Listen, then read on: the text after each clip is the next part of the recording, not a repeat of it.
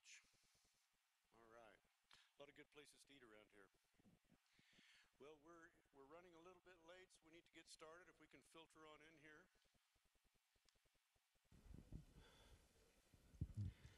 My name is Kevin Clower. I am the president of Creation Science Fellowship of New Mexico. You can catch our information at csfnm.org. And we have a Facebook page at facebook.com/Creation Science Fellowship NM.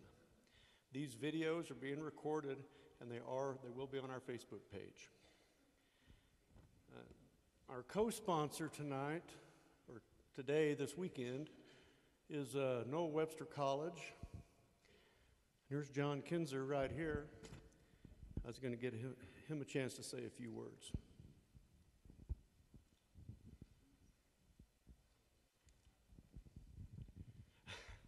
Got an armload of good goodies there, huh?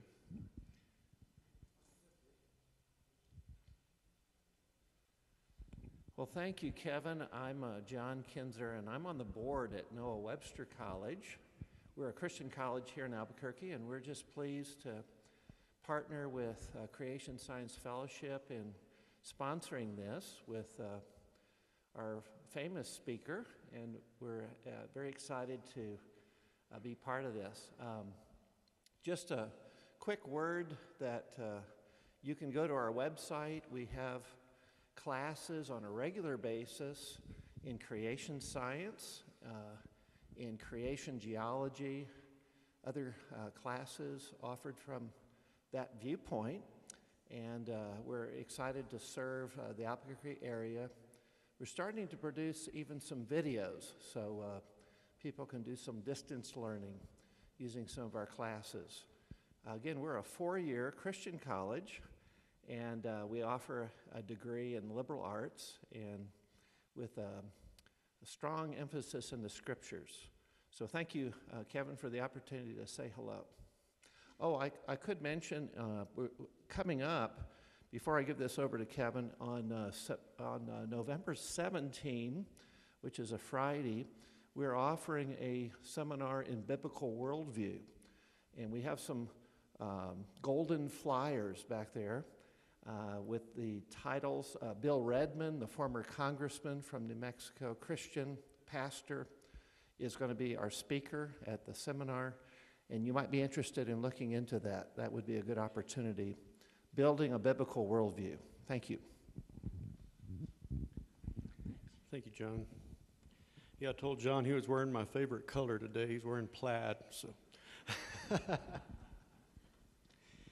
Okay, we are live streaming today. If you have friends or family or neighbors that are interested and can't be here, you can shoot them a text. They can go to youtube.com and search Sandia Baptist Church, or to our Facebook page, Creation Science Fellowship NM. And now we're pleased to present Dr. Sarfati.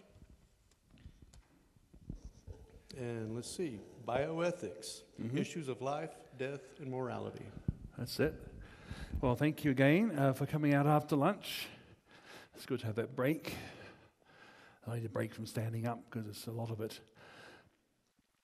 And so just to remind you of a few things, we also have the clipboards ready for I'll do that a bit later, the blue clipboards. I'll hand the blue clipboards around a bit later, okay? Thanks. Now, what I'm talking about today, this last sort of main talk before I go into the dinosaurs and questions, which will be the next talk, is covered in this video here called Bioethics. It's very similar to the talk that I'm doing now about the Christian foundation for ethics and how atheists really don't have a leg to stand on. You might say this is an outline of what I'm talking about, that we have a creator who's also the owner of us and therefore has the right to make the laws for us. And then I'm going to apply it to various different topics. So let's go through to a few things that we have to have the Bible as our final authority. As Scripture, Jesus said, Scripture cannot be broken. That's a pretty clear statement. And the problem is when we try to marry the Bible to secular science and undermine its teaching, it doesn't take too long before other teachings are undermined as well. If we abandon the history of the Bible, it won't be too long before we abandon the morality of the Bible. Now, I showed you the first talk this morning, I showed you how the doctrine of marriage is firmly based on the creation account in Genesis. So is it any wonder that seminaries, churches that don't believe in Genesis are ordaining homosexual ministers? Yeah. So it doesn't take long before that. And this is what was actually recognized a long time ago. The separation of the religious and the scientific means in the end the separation of religious and true. This means that religion dies among true men. And this is sort of in the first few decades after Darwinian evolution became popular, after Darwin published his books. And the thing is, we can't trust the Bible on earthly things, which it must include creation in 6 ordinary days. How can we trust the Bible on the moral teachings as well? I mean, they will tell you, well, maybe animals aren't monogamous, so why should we be? Animals practice rape and homosexual behavior, so why shouldn't humans? You see, if we're going to use the evolution as the basis of our morality, we've got a problem. And make no mistake, evolution is a religious belief, because all religions are trying to answer questions like, why are we here? How do we get here? Why are we here? And where are we going? And evolution answers these questions wrongly, but it does answer these basic questions. Why? How did we get here? We're rearranged pond scum.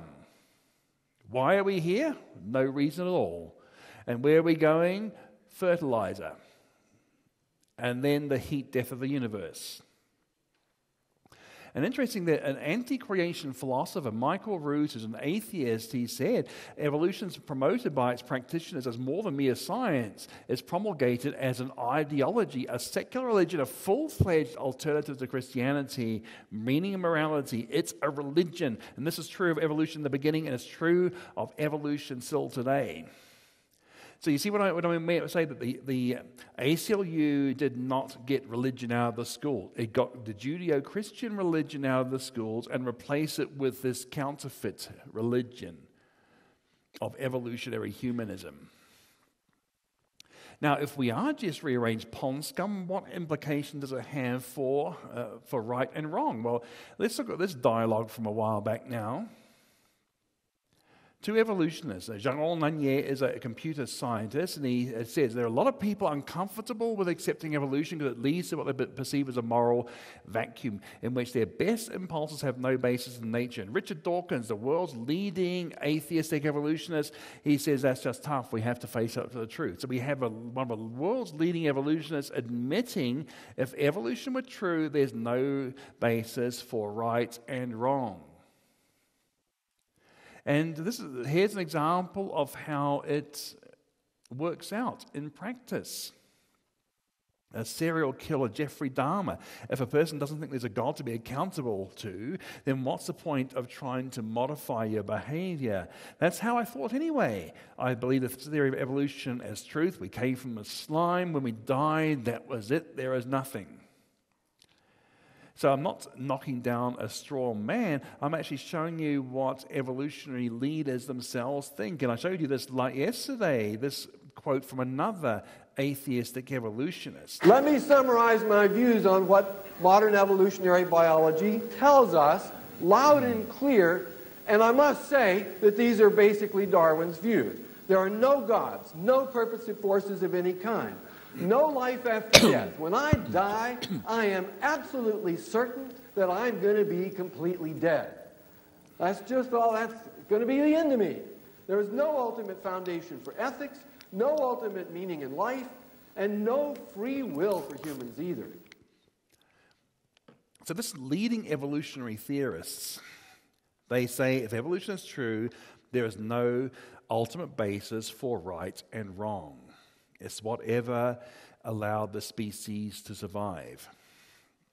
Now, the next video clip I'm going to show you how this works out. It's actually from a British comedy in the 1970s called Fawlty Towers. So mind the language a little bit here, a little bit of mild language, just as a warning here. But there is a reason I'm showing you this clip, I promise.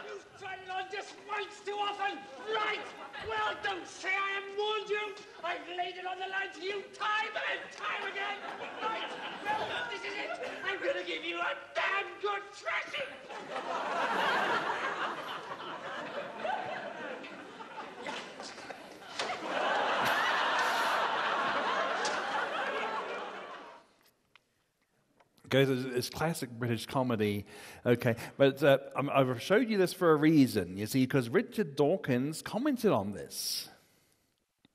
Of course, we laugh at his irrationality, we would investigate the problem. But then here's what he derives from that. Why don't we laugh at a judge who punishes a criminal just as heartily as we laugh at Basil Fawlty? Because he explained the concepts of like blame and responsibility are bandied around freely, but doesn't a truly scientific materialist view of nervous system make nonsense of the very idea of responsibility, whether diminished or not? So as far as he's concerned, human beings are just as much machines as the car. So it's just as irrational to punish human wrongdoers as to punish a car that doesn't work. So this is the logical outcome of his evolutionary viewpoint, that there's no real such thing as right or wrong. And he said, why do we find it impossible to accept such conclusions? But presumably because mental constructs like blame and responsibility and even evil and good are built into our brains by millennia of Darwinian evolution. And so blame and responsibility are an aspect of useful fiction, of intentional agents that we construct in our brains. So even the idea of rational thought is just a fiction, according to him. If he believes our brains have evolved, rearranged monkey brains, that's the logical outcome. So we don't punish wrongdoers because there's no such thing as right and wrong. We try and fix them somehow, I don't know, inject them with chemical cocktails or whatever. But you see, he can't live consistently with this viewpoint because he says that creationists are evil. He has to hijack morality, the Judeo-Christian view of morality of good and evil, to attack the creationists. But his own worldview doesn't give him any basis for calling creationists or anyone else evil. Now, what about, I think too many in this country have swallowed the lie that there's such a thing as separation of church and state in the Constitution. I've looked through the whole thing. It's not there. The First Amendment tells Congress not to establish a state church, which is what the Establishment Clause is about. No state, no national church. There's no Church of England, no Church of Denmark, no that sort of thing. That's what it meant. But I think too many in the church have got the idea that we shouldn't let religious beliefs interfere with morality and politics. But this has a very long and dishonorable history, because here is a statement. Things have come to a pretty pass when religion is allowed to invade public life. So where does this come from? Well, in fact, this was actually Lord Melbourne, who is a Prime Minister of the United Kingdom, and the context was opposing the abolition of slavery, because the leaders in slavery abolition in the UK appealed to the Bible to justify abolitionism. In fact, the leaders of the anti-slavery movement in England would be called right-wing fundamentalists if they were alive today. They were totally motivated by the biblical teaching against slavery. And even in this country, there are a lot of evangelical leaders in the abolitionist movement. When you have the Bible alone and don't try and make the Bible fit your culture, then the Bible is anti-slavery, anti-racism.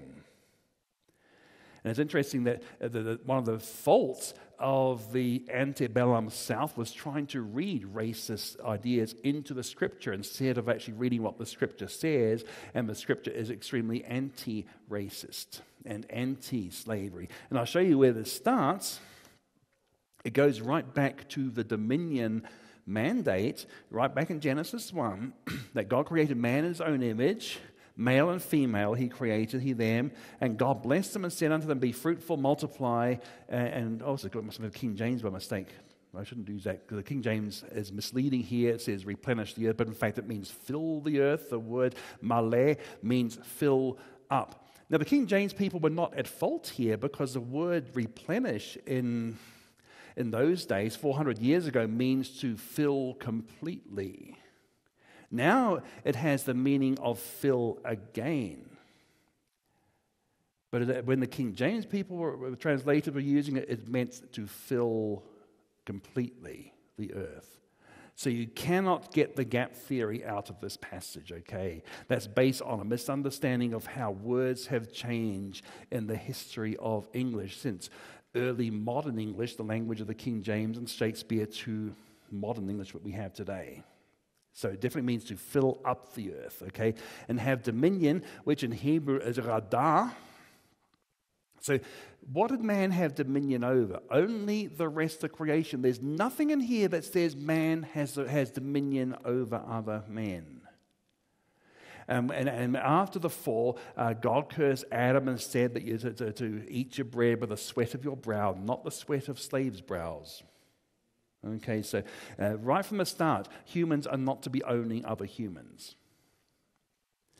Now, is dominion itself a bad thing? Because you have the secular greenies, the environmentalists, who want to blame Christianity for environmental problems. But the thing is, radah can be a good thing depending on who is exercising dominion. Because you have King Solomon exercising dominion, and everyone had peace. So radah can be a good dominion, or it can be an oppressive dominion.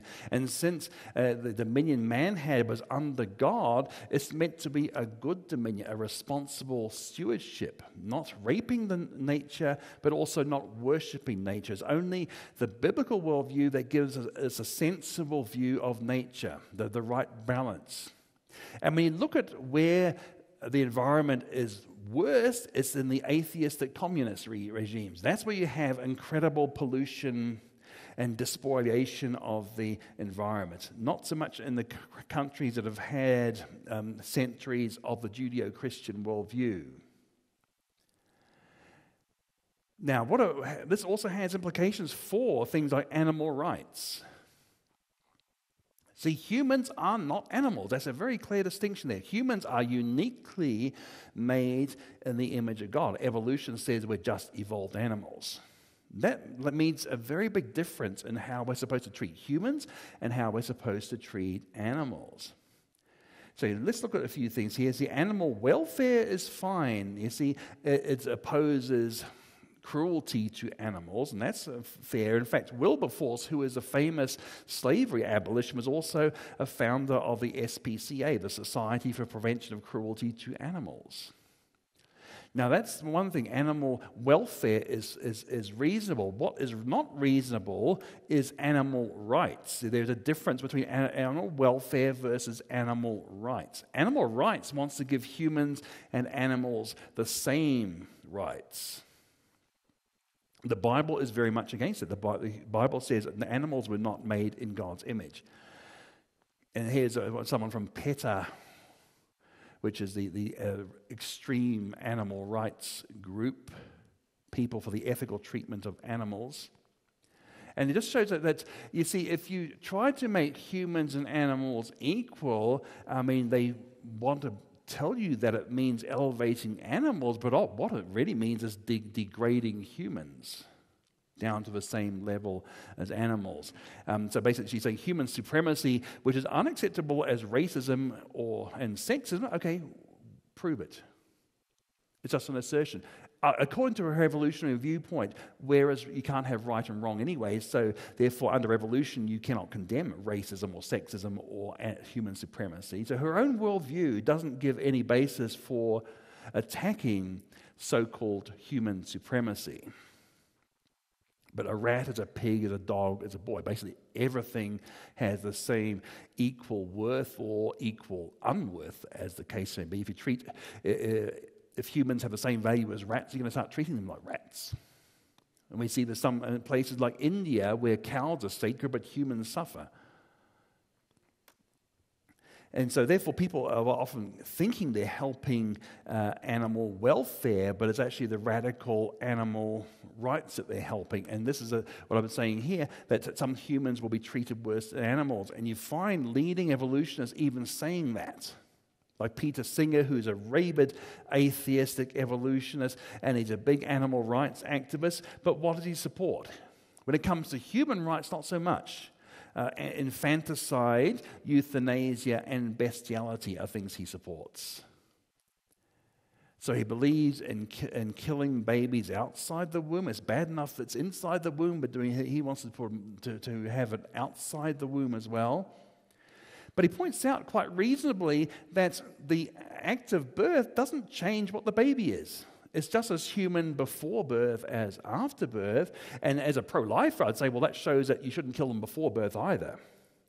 But as an anti-life person, he says, well, if you can kill them before birth, why not kill them after birth as well? What's the difference? Going through the birth canal doesn't change what the baby is. And he says speciesism is as bad as sexism or racism. But again, where do you get the concept of bad from? I like to keep on pointing them back to that. Their worldview doesn't justify the concept of bad. And Dawkins has basically said that Down syndrome children have less value than a dolphin. Excuse me, no, they're still children.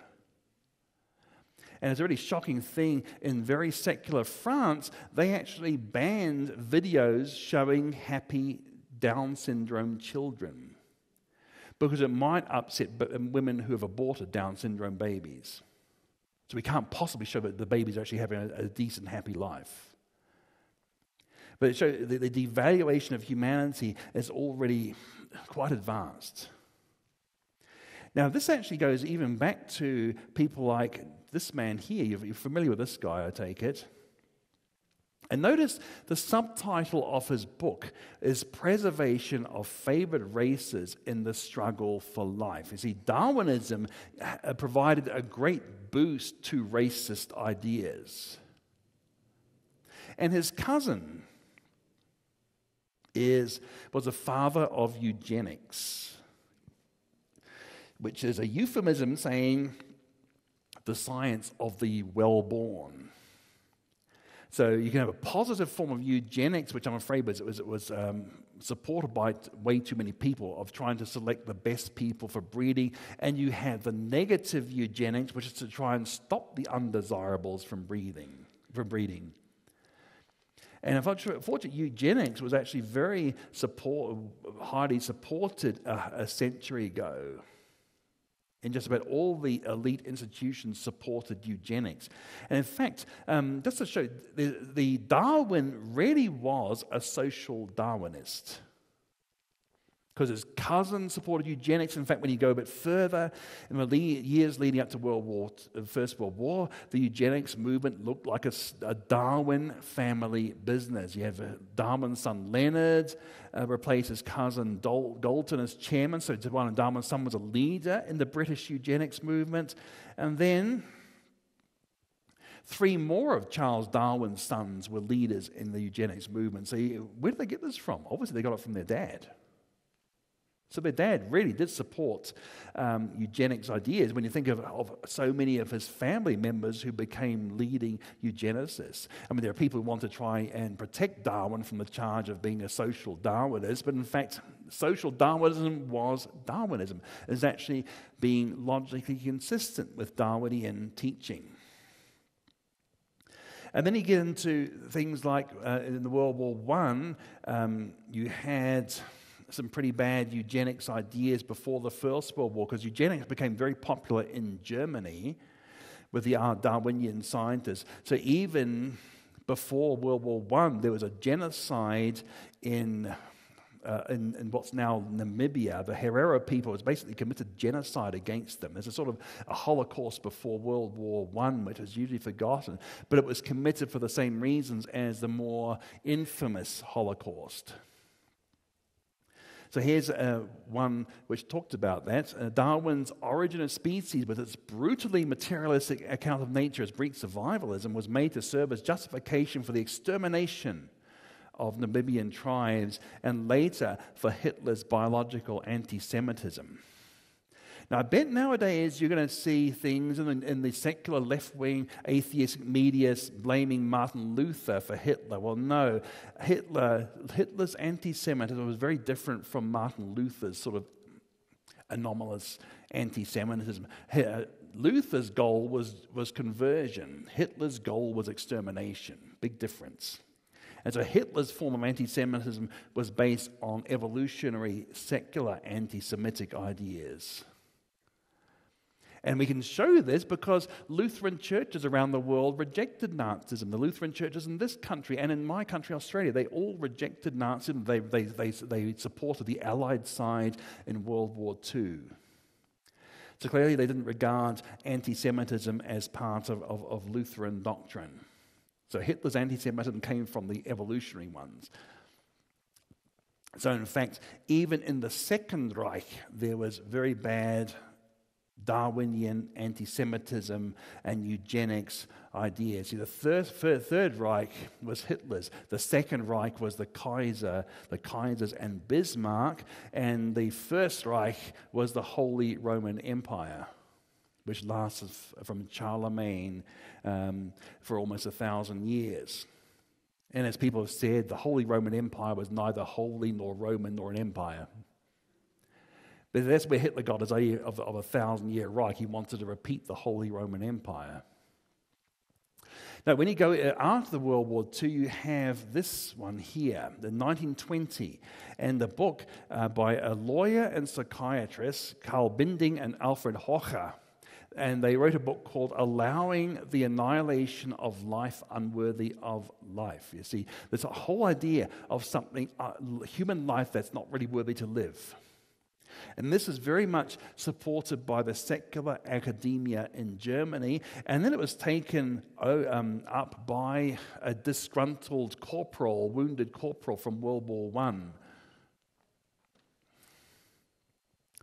There must be no half measure. It's a half measure to let incurably sick people contaminate the remaining healthy ones.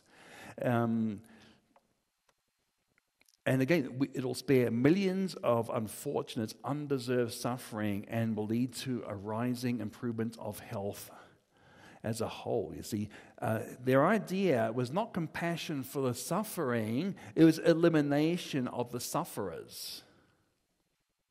And the language masqueraded as compassion and saving money. But what it was doing, it was eliminating the people who were sick and suffering. Instead of trying to relieve the suffering, they would kill the person who was suffering instead. So you see, even well before World War II, these ideas were going around in Germany. And after World War II, you have Sir Arthur Keith, a British anthropologist and evolutionist, and saying the German Führer is an evolutionist. He's constantly sought to make the practice of Germany conform to the theory of evolution. That's what Hitler was trying to do. And to prove this, I'm going to show you a clip from a Nazi propaganda film. Menschen haben gegen dieses Gesetz der natürlichen Auslese in den letzten Jahrzehnten furchtbar gesündigt. Wir haben unwertes Leben nicht nur erhalten, wir haben ihm auch Vermehrung gewährt. Die Nachkommen dieser Kranken sahen so aus, in denen Tausende lallende Schwachsinnige künstlich ernährt und gepflegt werden müssen, die tiefer stehen als jedes Tier. So you see that they were dehumanizing. These humans were lower than the beast. That's what the Germans were being shown. And again, you see how it was talking about we have sinned grievously against the law of natural selection by allowing these people to live and to reproduce. An absolutely clear statement on the evolutionary basis for the Nazi horrors in that video clip. Now, in fact, there's some books written about this. I mean, Richard Weikart, who's a professor of modern European history, and he's written books like From Darwin to Hitler, and he's written other books like Hitler's Religion and Hitler's Ethics. And the conclusion about Hitler's religion, he was sort of an evolutionary pantheist. Weikart says he's definitely not a Christian. He hated Christianity. That's very obvious from his private correspondence. He hated Christianity, even though he pretended to be one in some of the speeches that atheists love to quote. But clearly he was not shown by his actions, and also as shown by his private thoughts to his closest confidants. And now after World War II, some of the Nazis were put on trial for their horrible crimes. And also they were analyzing what went wrong.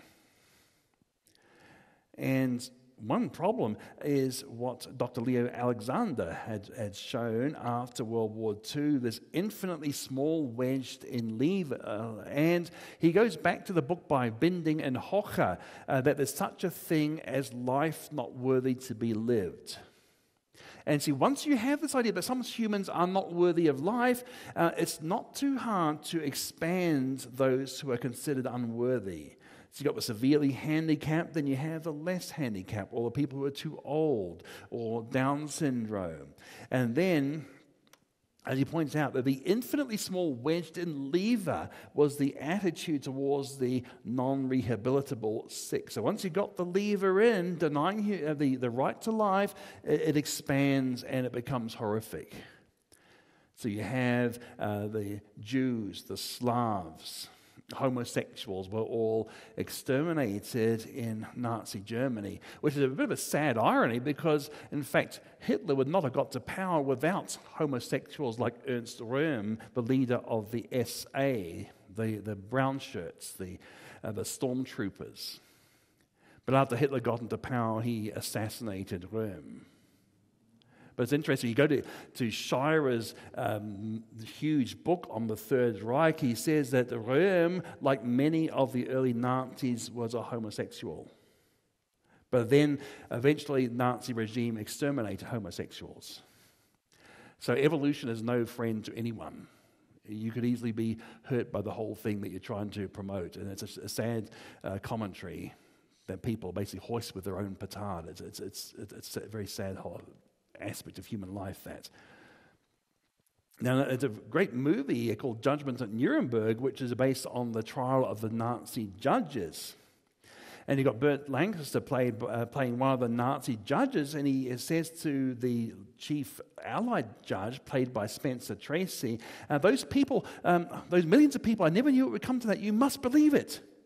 And the judge said, it came to that the first time you sentenced a man to death you knew to be innocent. You do it once, there's nothing to stop it becoming a total horror. So the important thing is not to start at all, not to sentence innocent people to death at all. An older video of mine is called Evolution and the Holocaust, which talks about this, as well as our book, Evolution's Achilles' Heel, because the last chapter of this book is about morality and ethics and how that relates to evolution and creation. And the video, again, the last section of that is about evolution, the Holocaust, and plays that Nazi propaganda clip. But sad to say, the Allied countries were not innocent either. It's a very sad thing, because you guys might remember the Scopes trial of 1925. You're probably not old enough to remember. You remember what I'm talking about, though. The Scopes trial about evolution with William Jennings Bryan and whether schools should be teaching evolution. But you know, the evolution textbook was called Hunter's Civic Biology. This is what was being taught to the high school students about evolution, which is what William Jennings Bryan objected to and what the ACLU defended. And this is what it taught. The races of man, there are 5 races or varieties of man, each very different from the others. And then finally, the highest type of all, the Caucasians, represented by the civilized white inhabitants of Europe and America. So you have, this is the biology book around the time of World War I and the Scopes trial, which was clearly teaching white supremacy. So we see the evolutionary basis for racist ideas in this textbook for the high schoolers. And it also taught eugenics. And just as certain animals or plants become parasitic on other plants or animals, these families have become parasitic on society. You see, again, dehumanizing people and calling them parasites. And therefore, the idea is not to allow them to breed and sometimes not even to allow them to live. And more on this. If such people were lower animals, we'd probably kill them off to stop them spreading. Humanity will not allow this, but we have the remedy of separating the sexes in asylums and preventing intermarriage and the possibilities of perpetuating such a low and degenerate race, and remedies of the sort have been tried successfully in Europe. That's the Second Reich. The German Second Reich was already doing this. And there's a whole book on this called War Against the Weak, which is how before World War II there was a huge eugenics movement. And it became very powerful enough that you had laws against mixed race marriage in 27 states. There were human breeding programs, and 60,000 American citizens were forcibly sterilized under this American eugenics program.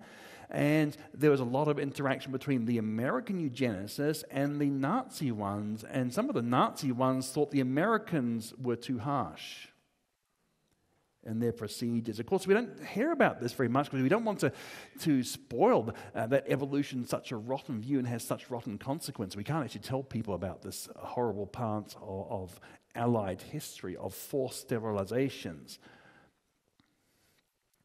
And back in my country, we had evolutionary ideas that's around the time of Darwin, where you had Aboriginals being treated as the missing link, and they were murdered to obtain specimens for science, and even had instruction on how to plug up the bullet hole for display purposes. So Aboriginals were often murdered as examples of the missing link. So you've got some really, really terrible sort of things going on there. Now, unfortunately, it seems to be it's starting again, though. I mean, I think the eugenics ideas went underground for a while because Nazi Germany had so discredited them. But we mustn't forget that the Supreme Court signed off on eugenics, on sterilization. That's the case Buck v. Bell. And Oliver Wendell Holmes Jr. wrote the opinion that justified sterilization. He said 3 generations of imbeciles is enough. The Supreme Court promoted, the universities promoted, and even the liberal churches promoted eugenics. And they scoffed at the conservative churches for opposing eugenics, calling them anti-science. Now, where have I heard that before? It's not new. Now I want to talk about the idea of euthanasia and assisted suicide, but again, there's some problems with this one. You may remember this man here, Kevorkian, with a suicide machine. But the thing is, he never offered pain control to any of the people who requested it. You see, what happens if you're in pain, you're depressed, and therefore you might want to end it all. But if you are given pain medicine, then you're very thankful that your request to die was not granted. So the euthanasia people take people at their worst part of their life and don't give them a chance to sort of come out of their depression and therefore no longer consider suicide anymore. But once it's happened, there's no getting out of it. And the hypocritical thing about this man is that sometimes Kevorkian himself was in worse physical health than the people he helped to kill themselves. It just seemed like he was a merchant of death. He seemed to enjoy killing people, even if they weren't particularly unhealthy.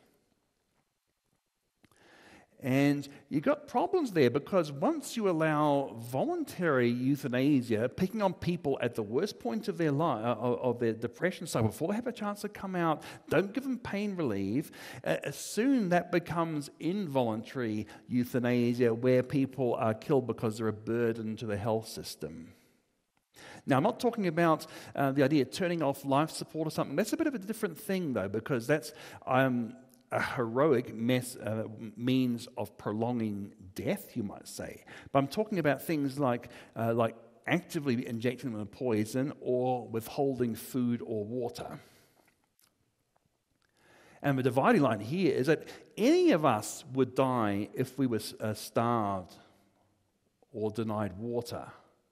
So therefore, withholding those is an act of murder. But turning off an artificial heart machine is not necessarily an act of murder. It's allowing death to take its course. So there's a difference there. I mean, if the brain is dead, you've basically had it. So brain death is actually a pro-life thing to see, because if heart is stopped, that's not necessarily dead. You can actually restart heart sometimes. But if the brain's dead, then probably you're done for. And so therefore, brain death is a more pro-life thing than heart death is, because you can because of the as long as the brain is working, you have a chance of restarting the heart with CPR and bringing that person back to consciousness. But actively killing people, no way. And the thing is, you've got to watch the tactics of these people when they try to bring in these laws about euthanasia. They promise to have safeguards. But the thing is that safeguard is not to protect vulnerable people, but to actually trick the lawmakers in thinking that the law will protect them, you see. To get it past the lawmakers, you pretend there are safeguards, but once the law's passed, then abolish the safeguards. And that's how a lot of these movements have come about, pretending there are safeguards. I mean, 10 years ago, the gay rights were, we're not interested in gay marriage. Oh, yes, you were, but you didn't want to tell people that because you wanted to sort of get further advanced. And now, so what if we allow gays to marry? How is that going to affect you? And then you have people put in jail or fired from their jobs for daring to express a contrary opinion to gay marriage. Okay, so that's how it's worked. A lot of the anti-Christian causes, they pretend that people will be protected by the safeguards, but the safeguards are just a gimmick to get the law through the legislature, and then they remove them. In Australia, we've got this issue: are we going to legalize gay marriage? And again, promises that Christians won't be put in jail for opposing it, but then they won't tell us what safeguards there will actually be, let alone any guarantee that they won't be removed once the law's passed. And here's an admission of this by a pro-euthanasia person. The Oregon measure has become overly restrictive. It has a 15-day waiting period. A 15-day period will be struck down as unduly burdensome, but in a legislative forum, you have to have measures that convince people that it's suitably protective, so therefore you have a 15-day waiting period. Yeah, see, it's totally a game so it would pass legislature, but they have no intention of keeping this safeguard such as it is. Now let's look at another thing here. So the euthanasia is the end of life issue.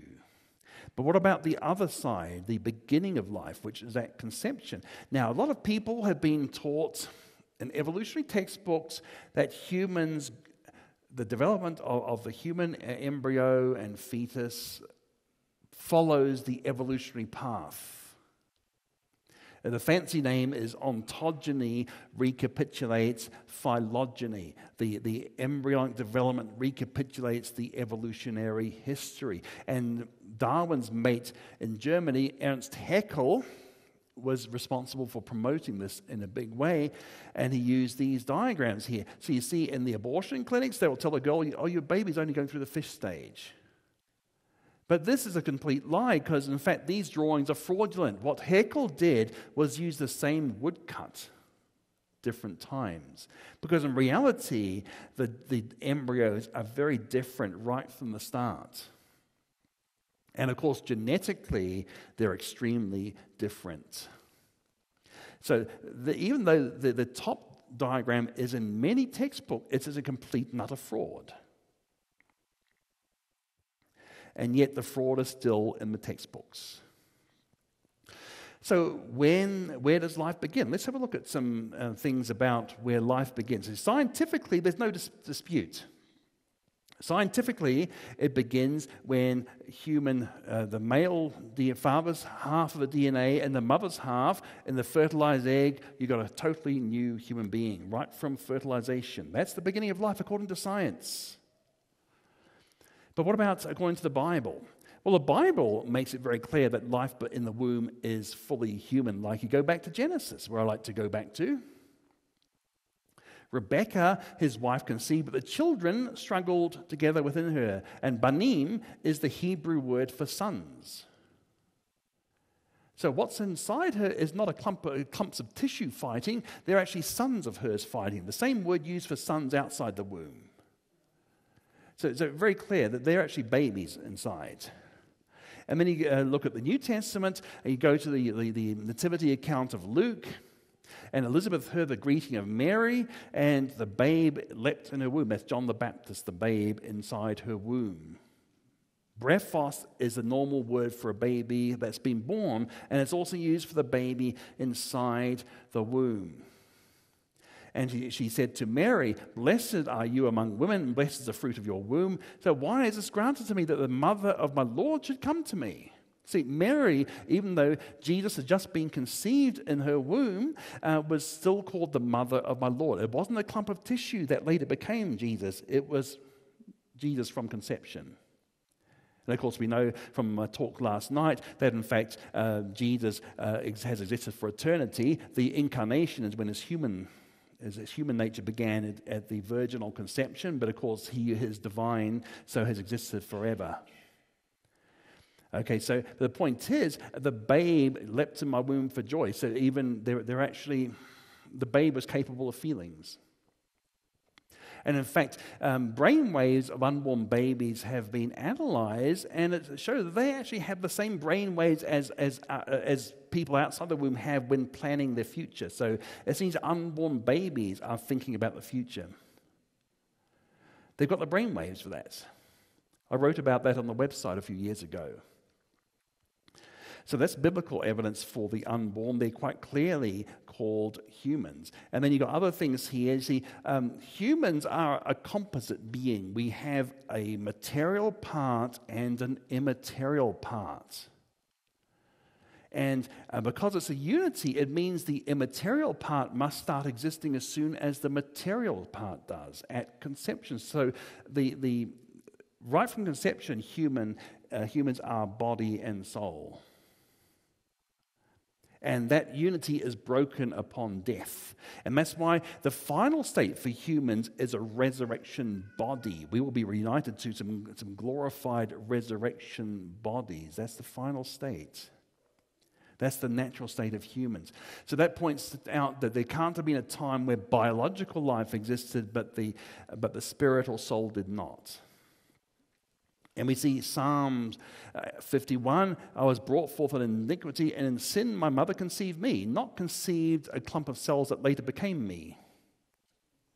He is me from conception.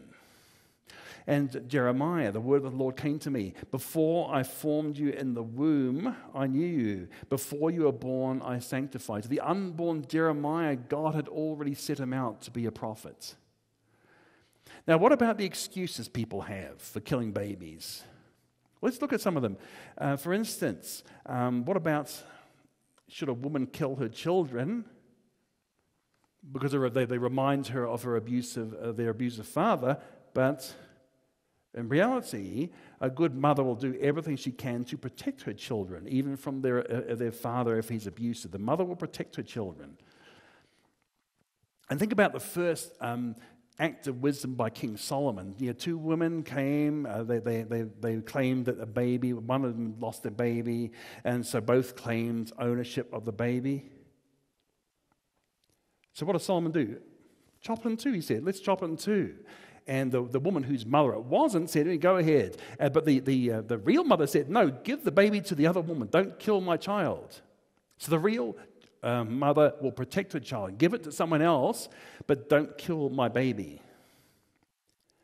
So that's what a real mother would do. Now, the abortion industry has reversed the wisdom of Solomon and turned it into utter foolishness, where a mother would supposedly rather see her child killed than given up to another family for adoption. See, there's no such thing as an unwanted baby because you've got thousands of couples who want to adopt babies. Now, what about the issue of what if a baby is conceived by rape or incest? Well, okay, I've got a friend of mine called Rebecca Kiesling, who's a lawyer and a mother of about 5, I think it has, but she herself was conceived by rape. But she's asked people, she's actually changed the minds of people like Governor Rick Perry on this, but she asked this question: did I deserve the death penalty?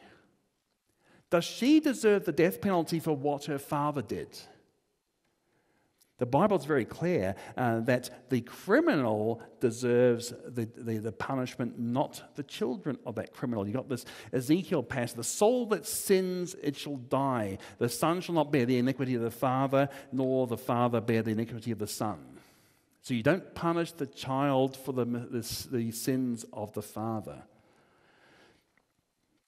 What about this one here that you see in certain supposed Catholic politicians who think abortion's all fine and dandy? Well, I personally hate abortion, so I want to ask them the question. Let's ask them questions. When people say silly things, often it's worth asking them questions. Jesus asked questions a lot, didn't he? And answered a question with a question. Very typical Jewish method of teaching that was. See, well, one Jewish rabbi was asked, why do you always answer a question with a question? He said, well, why shouldn't I? Okay, so the question with this is why do you hate abortion? Why do you bother to be personally opposed to abortion? See, if it's a clump of cells, why should you be against abortion? It makes no sense. I'm not against, I've got no problem with removing a tumor or a wart because they're not humans. Why are you personally opposed to removing a tumor? The only reason to be personally opposed to abortion is because it's actually killing a baby. But if it's killing a baby, then it's not just between a woman and a doctor because there's a third party involved. You see, that's the thing. That this is a morally bankrupt excuse for supporting abortion. It just doesn't make sense because neither of these two, if it's a clump of cells, there's no reason to be opposed to it. If it is if it's a human being, then you should be opposed to killing the baby. Now, what about this idea of imposing your morality? But the pro-abortionists are imposing their morality on what they agree is a human being. I say killing someone is imposing morality on them. So let's compare another thing here. I hate slavery, but I support the right to own slaves. Again, why do you hate slavery? It's because it's another human being that's being enslaved. You see, if it's not another human being, then why bother hating slavery? And of course, they want to have, Planned Parenthood gets about $500 million from the government. So in fact, it's like supporting the right to own slaves with taxpayer dollars. That's what it's doing. And so those are the sort of things that people have argued about that. And even President Reagan wrote a book about a pro-life book. The only president who's written a pro-life book, and he pointed out the very thing I talked about earlier, that once you start diminishing one category of human life, where does it stop?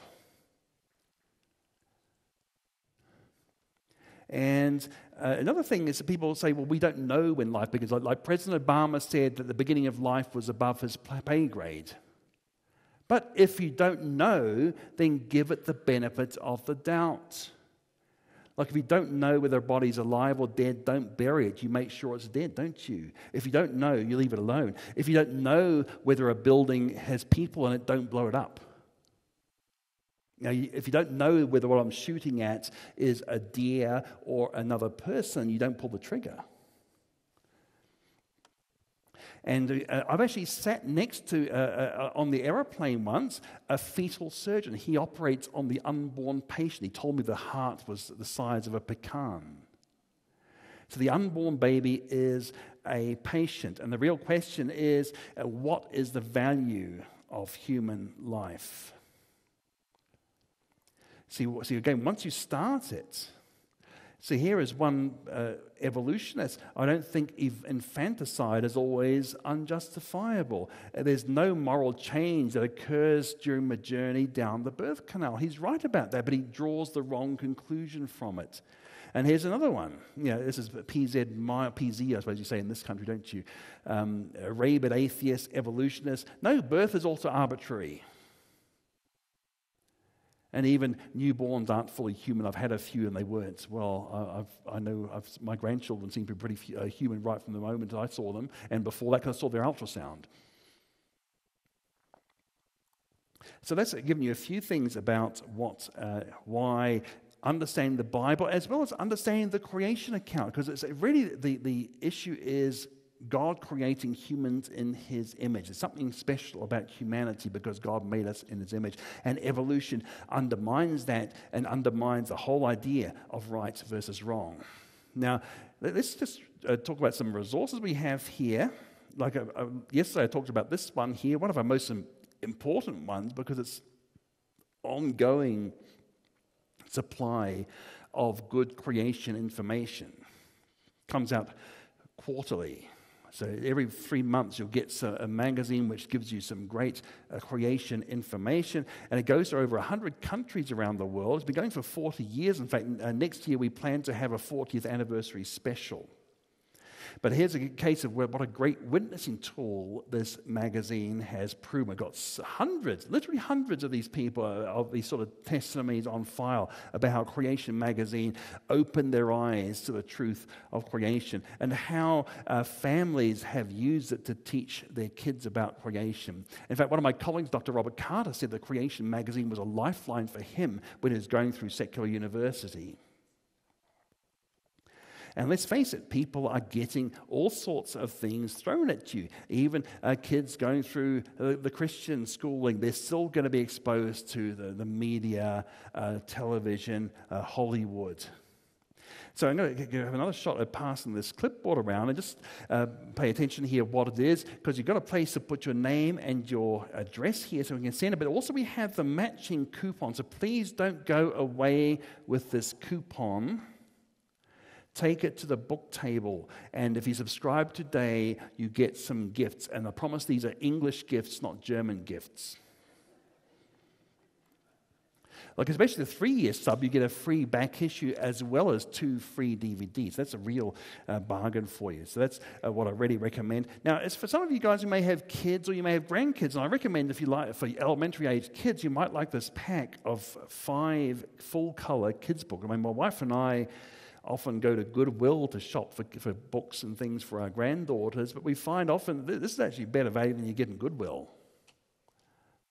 So this is for the younger kids, and there are some books for the older kids, and there are also some dinosaur picture books and instruction books there, which I'll talk about next time. Next talk will be about dinosaurs and giving you guys a chance to ask me some questions. So again, thank you. And also, if you can't choose between videos, we have this pack of half-price DVDs. The core issues packs are 8 for the price of 50, which the videos are selected to cover a wide range of areas. So whatever topic you're interested in, you'll find a video in that pack that will probably help you. And of course, you can give them away as well. So thank you again for listening to me. Back to the boss here.